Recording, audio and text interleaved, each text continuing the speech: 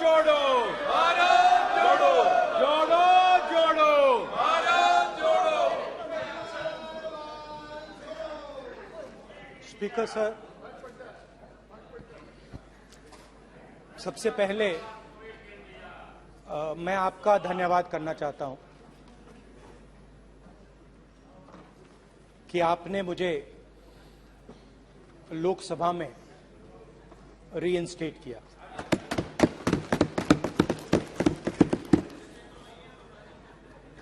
और पिछली बार जब मैं बोला तो शायद मैंने आपको थोड़ा कष्ट भी पहुंचाया, क्योंकि मैंने इतनी जोरों से अदानी जी पे फोकस किया कि जो आपके सीनियर नेता हैं शायद उनको थोड़ा कष्ट हुआ। तो वो जो उनको कष्ट हुआ, छोड़िए, हमेशा अडानी पे अभी भी कष्ट हो रहा है। वो जो कष्ट हुआ, अभी भी कष्ट हो रहा है। विषय पे आइए, विषय पे। अभी भी कष्ट हो रहा है, ये देखिए, ये सारे ये मगर सुनिए तो वो जो कष्ट हुआ 1 2 3 4 5 उसका असर शायद आप पे भी थोड़ा हुआ। तो इसके लिए मैं आपसे माफी मांगता हूं, मगर मैंने सिर्फ सच्चाई रखी थी। मगर आज जो मेरे बीजेपी के मित्र हैं, आज आपको डरने की जरूरत नहीं है, डरो मत, क्योंकि आज जो मेरा भाषण है, डरो मत, और आप डरो मत।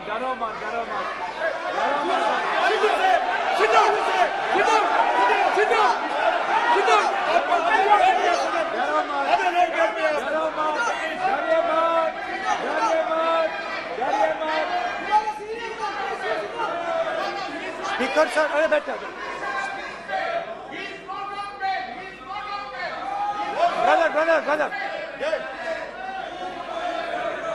तो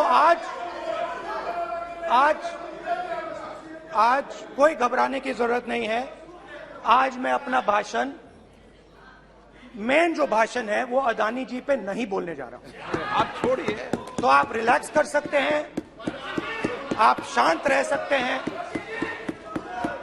क्योंकि मेरा भाषण आज दूसरी डायरेक्शन में जा रहा है।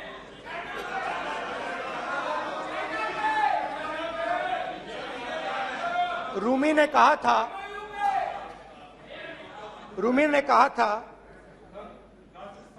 जो शब्द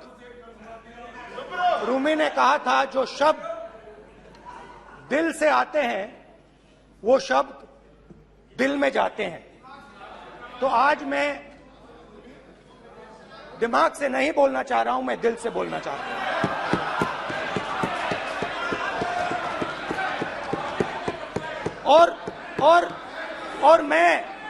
और मैं आज आप लोगों पर इतना आक्रमण नहीं करूंगा। मतलब एक दो गोले जरूर मारूंगा, मगर इतना नहीं मारूंगा। तो आप रिलैक्स कर सकते हैं। डरिए मत।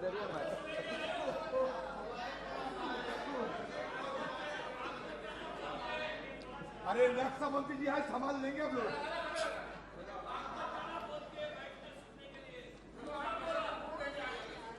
पिछले साल 130 दिन के लिए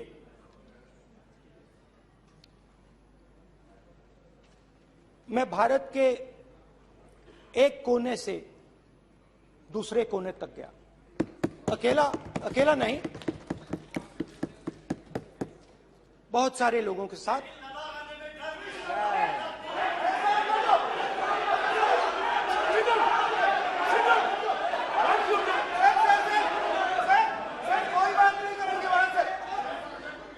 सर ये हमारा टाइम खत्म करने का साजिश है। प्रधानमंत्री बोलेंगे ऐसे ही होंगे सर।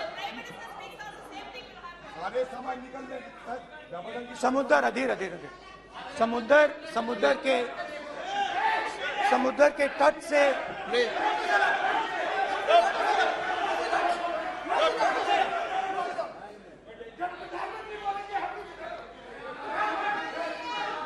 माननीय सदस्य प्लीज प्लीज ऐसे धमकाने का बात की मत बोलो यहाँ पे।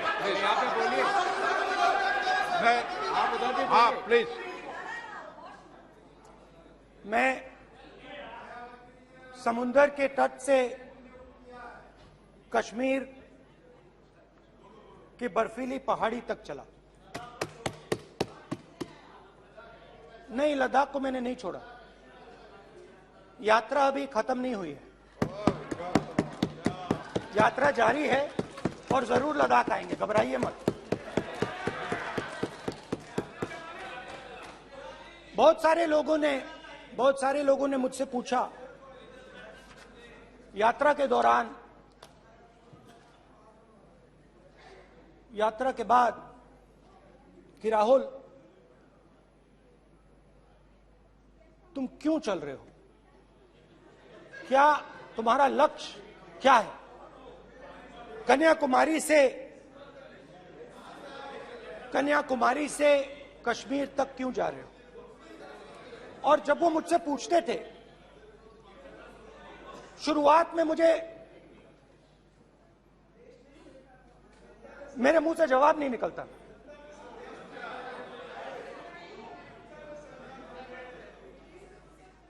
शायद मुझे ही नहीं मालूम था कि मैंने ये यात्रा क्यों शुरू की। जब मैं कन्याकुमारी से शुरू हुआ,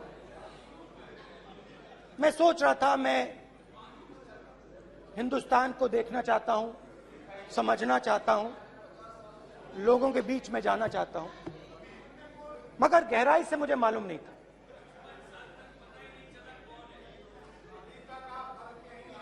थोड़ी देर में मुझे बात समझ आने लगी।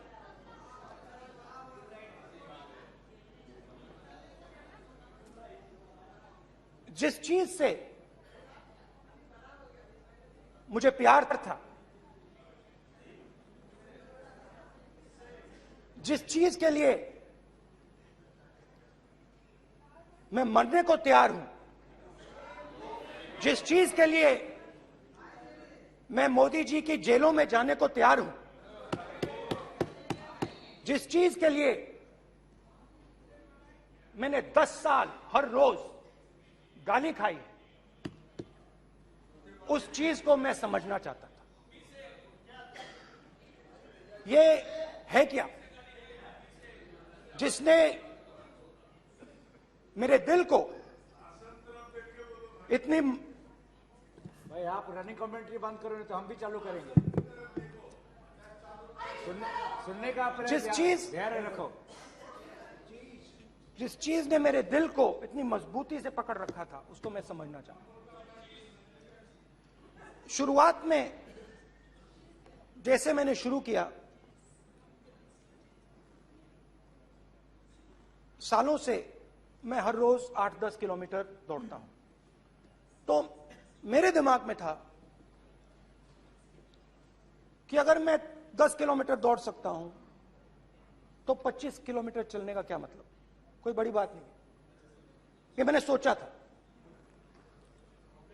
आज मैं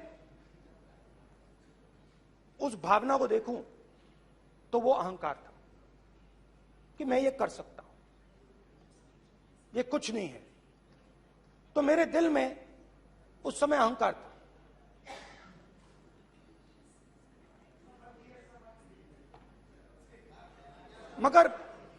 मगर भारत अहंकार को एकदम मिटा देता है, 1 सेकंड में मिटा देता है। तो हुआ क्या, 2-3 दिन में मेरे घुटने में दर्द शुरू हो गया। पुरानी इंजरी थी और जबरदस्त दर्द। हर रोज मैं उठूं, और मेरे घुटने में दर्द, हर कदम में दर्द। तो पहले 2-3 दिनों में जो अहंकार था, जो मतलब भेड़िया जो निकला था, वो चींटी बन गई एकदम। जो हिंदुस्तान को अहंकार से देखने निकला था, वो पूरा का पूरा अहंकार गायब हो गया। और रोज मैं डर डर के चलूं कि क्या मैं कल चल पाऊंगा। ये मेरे दिल में डर था।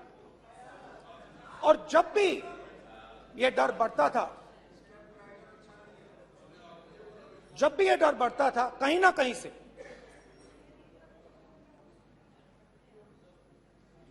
कोई ना कोई शक्ति मेरी मदद कर देती थी। एक दिन मैं सह नहीं पा रहा था, एक छोटी सी लड़की आती है, मुझे चिट्ठी दे देती। मैंने चिट्ठी खोली, 8 साल की थी, उसमें लिखा था, Rahul, I am walking with you, don't worry. उसने मेरे पैर में चोट देखी और उसने अपनी शक्ति मुझे दे दी। सिर्फ उसने नहीं, लाखों लोग ने। और शुरुआत में जब मैं चल रहा था, कोई किसान आता था, मैं एकदम पहले उसको अपनी बात बताता था कि आपको ये करना चाहिए, आपको इस प्रकार से काम करना चाहिए। मगर इतने लोग आए, हजारों लोग आए, कि थोड़ी देर में मैं बोल नहीं पाया। जो मेरे दिल में बोलने का डिजायर था, वो बंद हो गया। बोल ही नहीं पाया, क्योंकि इतने लोगों से बोलना था। और एक सन्नाटा सा छा गया, भीड़ की आवाज थी, भारत जोड़ो, भारत जोड़ो, भारत जोड़ो। और जो मेरे से बात करता था, उसकी आवाज में सुनता गया।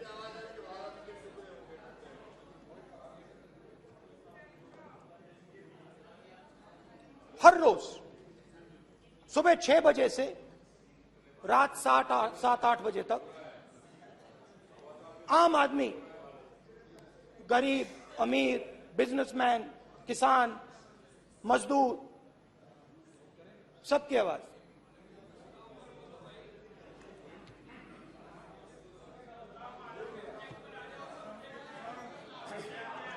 आ रहा हूं।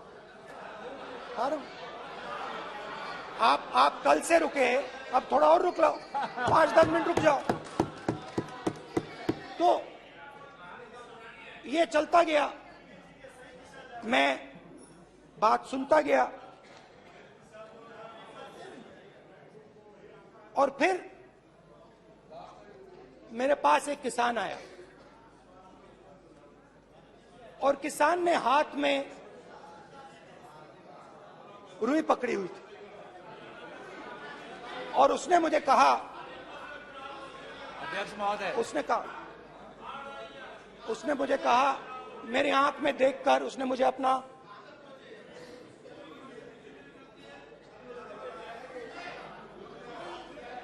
वो रुई का बंडल दिया, और उसने कहा, राहुल जी, यही बचा है मेरे खेत का यही बचा है, और कुछ बचा नहीं है। मैंने उससे, जो मैं नॉर्मली सवाल पूछता था, भैया आपको बीमा का पैसा मिला, वो पूछा। बीमा का पैसा मिला, वो पूछा।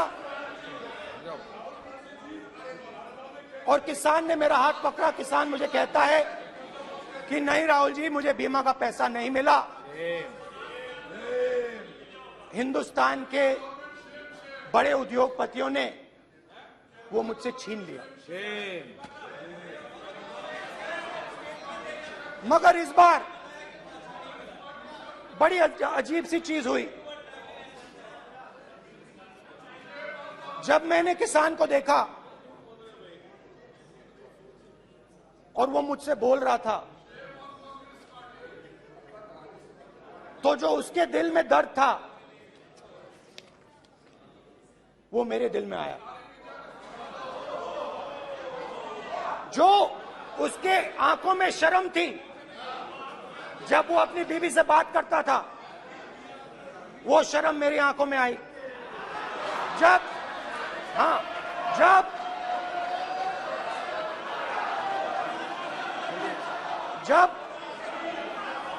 उसकी जो भूख थी वो मुझे समझ आई। और उसके बाद यात्रा बिल्कुल बदल गई। मुझे भीड़ की आवाज नहीं सुनाई देती थी, मुझे सिर्फ उस व्यक्ति की आवाज सुनाई देती थी जो मेरे साथ बात कर रहा था। उसका दर्द,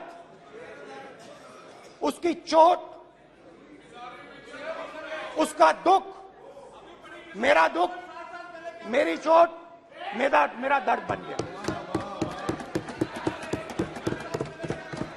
समझने की कोशिश करो।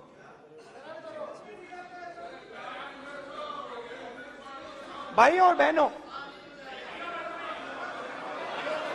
लोग कहते हैं कि ये देश है,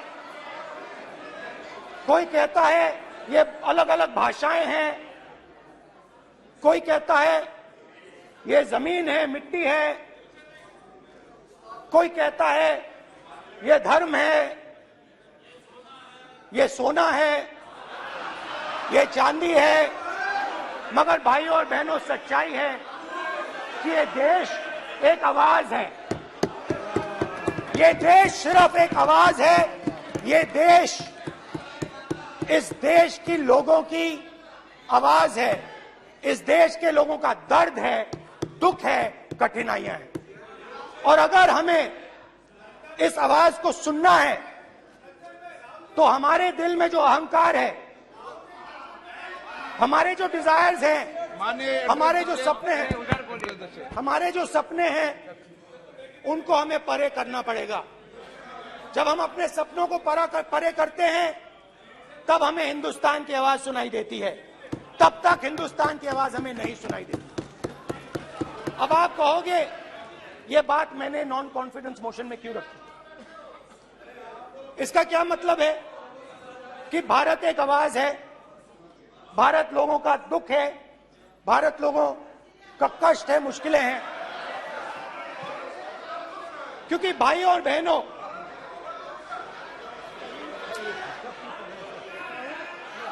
अध्यक्ष महोदय, अब पूरा सूद समेत जवाब तुमको मिलेगा, फिर पूरा सूद समेत जवाब देंगे सर।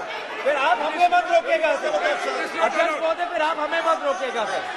आप हमें मत रोकेगा, फिर आप हमें मत रोकेगा। आप हमें मत रोकेगा, फिर आप हमको मत रोकेगा सर। हम सब देख रहे हैं, सब सुन रहे हैं, आप हमको फिर मत रोकेगा सर। तो स्पीकर सर, भारत एक आवाज है। भारत इस देश के सब लोगों की आवाज है। और अगर हम उस आवाज को सुनना चाहते हैं, हमें अहंकार को, नफरत को मिटाना पड़ेगा। स्पीकर सर, कुछ ही दिन पहले मैं मणिपुर गया। हमारे प्रधानमंत्री नहीं गए, आज तक नहीं गए, क्योंकि उनके लिए मणिपुर हिंदुस्तान नहीं है।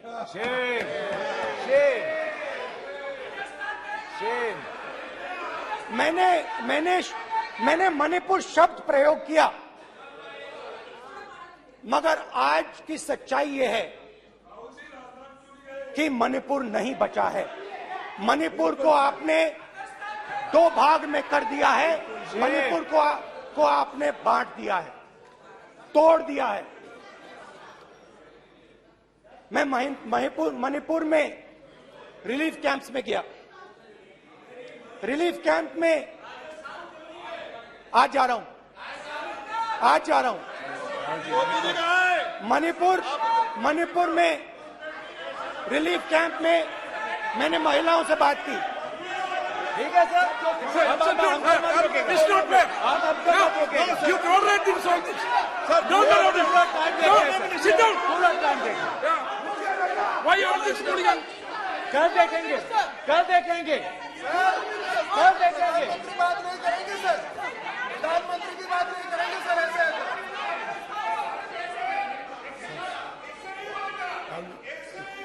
सूद समय मैं जवाब मणिपुर मिलेगा। गया और मणिपुर के कैंप्स में मैंने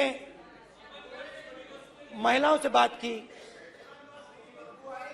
बच्चों से बात की, जो हमारे प्रधानमंत्री जी ने आज तक नहीं किया। एक महिला मुझे कहती है, मैंने उनसे पूछा, बहन क्या हुआ आपके साथ? What's this? एक एक मंत्री बोल रहे हैं, कल आप बोले एक एक मंत्री खड़े होके बोल रहे हैं, एक एक मंत्री खड़े होके ऐसे कर रहे हैं। एक एक मंत्री खड़े होंगे तो पूरे सांसद खड़े होंगे यहाँ पे, पूरे सांसद खड़े होंगे यहाँ पे। बैठे नहीं है, चुपचाप करिए। पूरे सब खड़े होंगे, पूरे सब खड़े होंगे। कल कांग्रेस पार्टी ने पूरा देश खड़ा होगा आपके खिलाफ, तो पूरा देश कल आपके खिलाफ खड़ा होगा। मैं बहुत सारी महिलाओं से बात किया, मगर मैं आपको दो उदाहरण देना चाहता हूं। एक महिला मुझे कहती है, मैंने कहा क्या हुआ तुम्हारे साथ? कहती है, मेरा छोटा सा बेटा, महिला का सम्मान करें, ये सम्मान। एक ही बच्चा था मेरा, एक ही बच्चा था मेरा, मेरे सामने, मेरे आंखों के सामने उसको गोली मारी है। मैं पूरी रात, आप सोचिए, आप अपने बेटे के बारे में, बेटों के बारे में सोचिए, मैं पूरी रात उसकी लाश के साथ लेटी रही।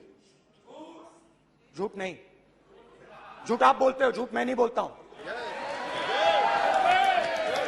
मैं पूरी रात उसकी लाश के साथ लेटी रही और फिर मुझे डर लगा, मैंने अपना घर छोड़ दिया, जो भी मेरे पास था वो मैंने छोड़ दिया। मैंने उनसे पूछा, कुछ तो लाई होगी? कहती है, नहीं, सिर्फ मेरे जो कपड़े हैं ये मेरे पास हैं। और फिर इधर उधर ढूंढती है और एक फोटो निकालती है और मुझे कहती है, यही मेरे पास अब बची है।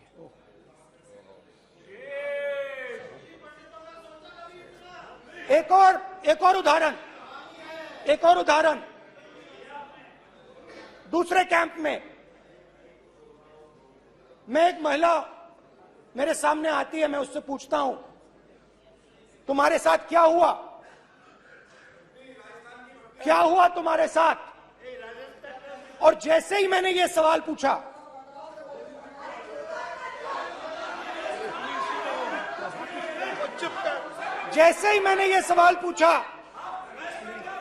आप महिला का दर्द नहीं सुन सकते, महिलाओं का दर्द नहीं सुन सकते, महिलाओं का दर्द सुनने का आपका धैर्य नहीं है, महिलाओं का दर्द नहीं सुन सकते, महिलाओं का दर्द नहीं सुन सकते।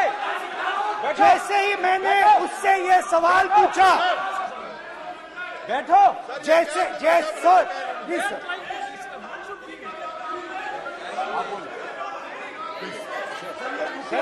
शर्म करिए।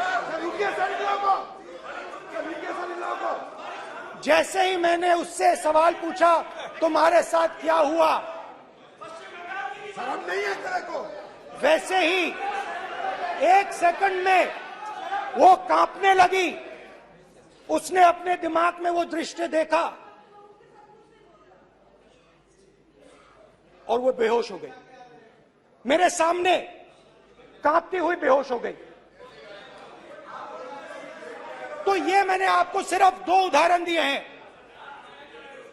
स्पीकर सर, इन्होंने मणिपुर में हिंदुस्तान की हत्या की है, सिर्फ मणिपुर की नहीं, हिंदुस्तान की हत्या की है। इनकी राजनीति ने मणिपुर को नहीं, हिंदुस्तान को मणिपुर में मारा है। हिंदुस्तान को कत्ल किया है, हिंदुस्तान का मर्डर किया है मणिपुर में।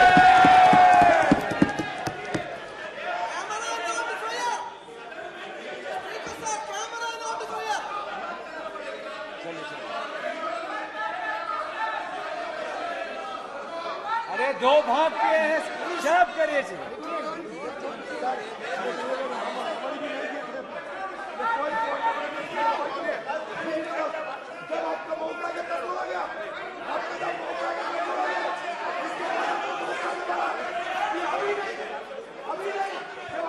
माननीय सभी सदस्यों से कहूंगा शांति रखें, प्लीज प्लीज। मणिपुर, हाँ क्या बोल रहे हैं? अब बोलिए। एक अरे भाई क्या बात है?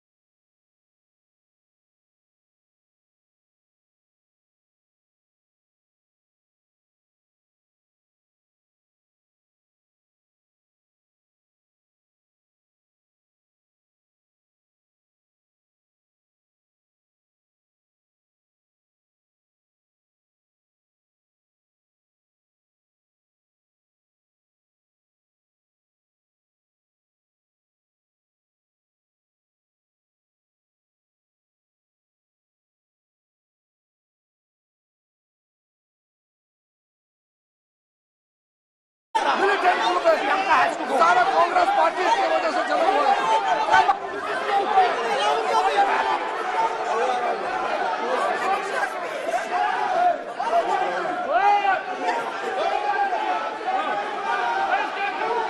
ओके, बैक आजा, बैक हेमंत, सबको पीछे ले आओ। बैक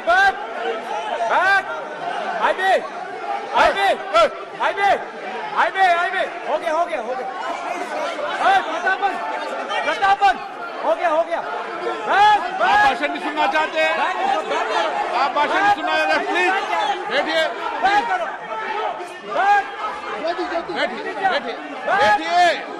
प्लीज बैठिए।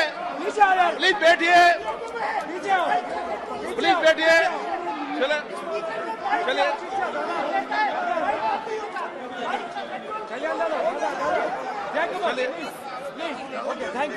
Thank you.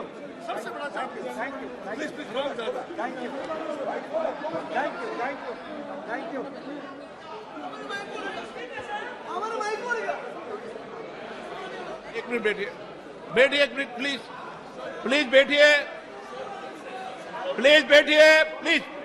बालू जी प्लीज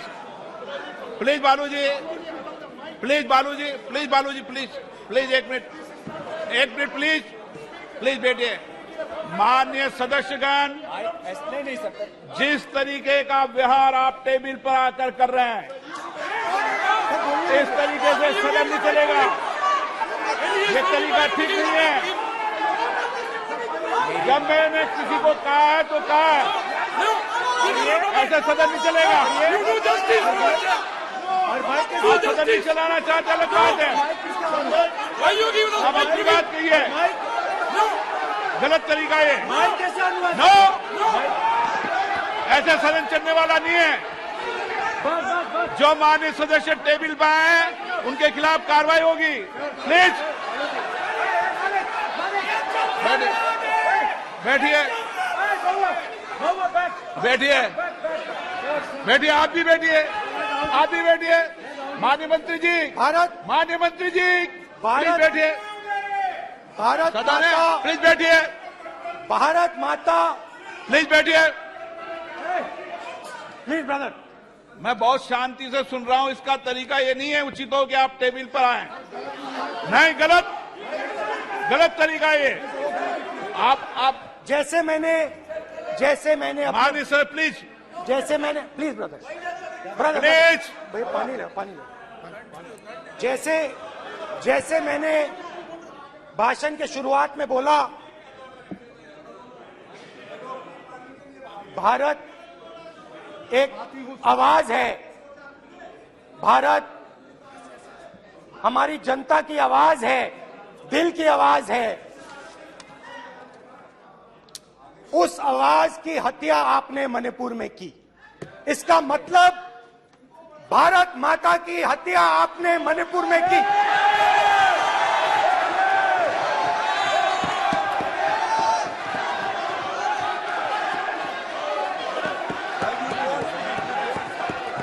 भारत माता को आपने मणिपुर के लोगों के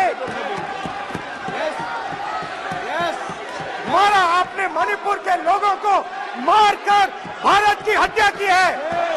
आप देश द्रोही हो, आप देशभक्त नहीं हो, आप देश प्रेमी नहीं हो, आप देशद्रोही हो। आपने देश की हत्या मणिपुर में की।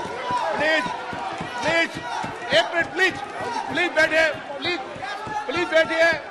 अब सवाल आप उठता है, बैठना चाहते नहीं बैठना चाहते?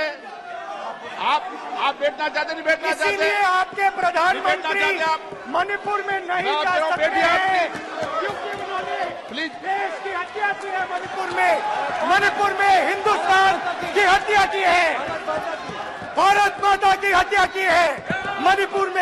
मणिपुर के लोगों के दिल में। प्लीज एक मिनट बैठिए आप। तो सवाल उठता है, एक मिनट बैठिए, एक मिनट। आप भी विराजो। आप बैठिए, सही नहीं बैठिए, रहने दो आप। चलो आप बैठिए आप, प्लीज बैठिए आप, प्लीज। आप बोल रहे हैं फिर। आप भारत माता के रखवाले नहीं एक हो, मिनट, माननीय सर। आप भारत माता के हत्यारे हो। प्लीज माननीय सदस्य, प्लीज माननीय सदस्य, प्लीज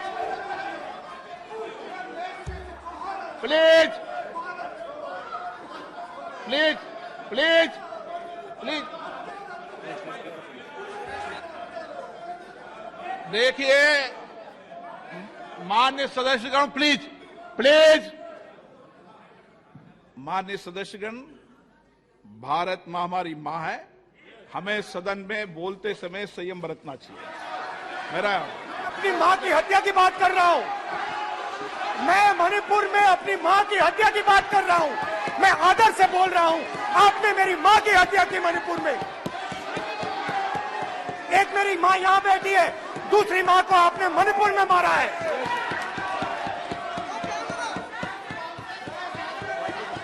और हर रोज जब तक आप हिंसा को बंद नहीं करोगे, तब तक आप मेरी मां की हत्या कर रहे हो।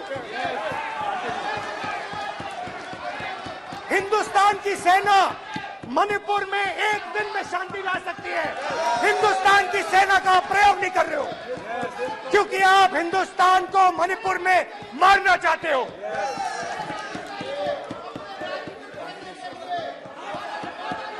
तो अगर नरेंद्र मोदी जी हिंदुस्तान की आवाज नहीं सुनते हैं, अगर हिंदुस्तान के दिल की आवाज नहीं सुनते हैं, तो किसकी आवाज सुनते हैं?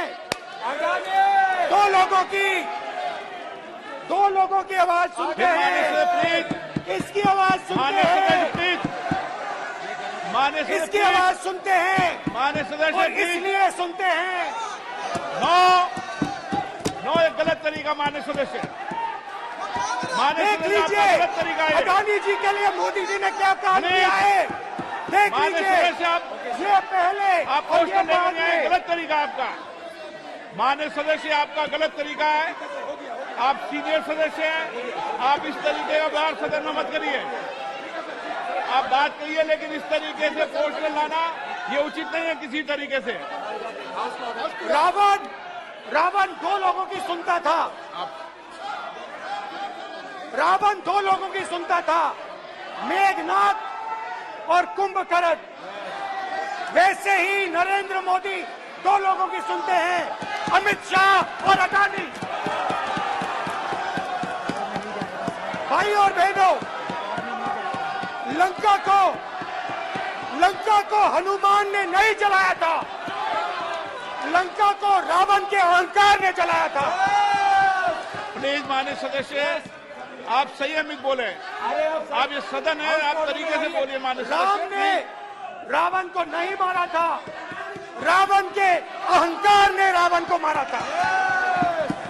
आप पूरे देश में केरोसिन फेंक रहे हो, पूरे देश में आप केरोसिन फेंक रहे हो। आपने मणिपुर में केरोसिन फेंकी, अपनी चिंगारी लगा दी। अब आप हरियाणा में कर रहे हो, पूरे देश को आप जलाने में लगे हो। आप पूरे देश में भारत माता की हत्या कर रहे हो। धन्यवाद स्पीकर।